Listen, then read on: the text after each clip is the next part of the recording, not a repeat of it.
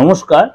আজকে দৈনন্দিন রাশিফল নিয়ে আলোচনা করব। আজ হচ্ছে 9th এপ্রিল 2026, অর্থাৎ আজকে হচ্ছে আপনার বৃহস্পতিবার।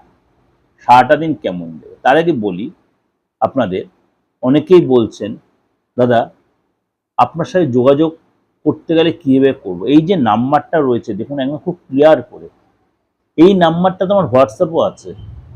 কলিং যদি নাও হয় আপনি হোয়াটসঅ্যাপে লিখে দিন। কিন্তু আপনাকে বারবার বলি, যেটা আপনাদের সবচেয়ে ফ্যাক্টর হচ্ছে যে ডেট অফ বার্থ ছাড়া কি যোগাযোগ করা যায়। আমি তো 100% বলছি সবার যোগাযোগ করা যায়। আর অনেকে বলছেন যেগুলো পয়েন্টগুলো ধরে ধরে বলে দিই যে ধর্ম ব্যাপারে আমি বলছি কোনো ধর্মের লোকের কোনো ব্যাপার আমার কাছে এসব প্রেজুডিস নেই। সব ধর্মের লোকের আমার সাথে যোগাযোগ করতে পারেন বা করছেন। এই কথাগুলো একটু মাথায় রাখবেন। আমার কোনো ধর্ম নিয়ে কোনো ওইসব ব্যাপার নেই। আপনারা এই কনফিউশনগুলো মাথাতে তাড়িয়ে দিন।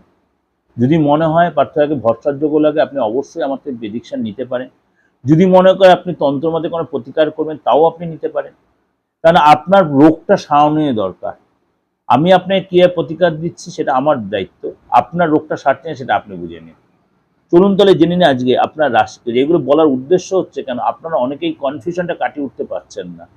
যারা আমার নিয়মিত ক্লায়েন্ট তারা প্রত্যেকে জানে আমি কতটাই যত্ন নিয়ে, কতটাই মানে মানবিকতা দিয়ে আপনাদের বিচারটা আমি কতটা নিজের মনে করে।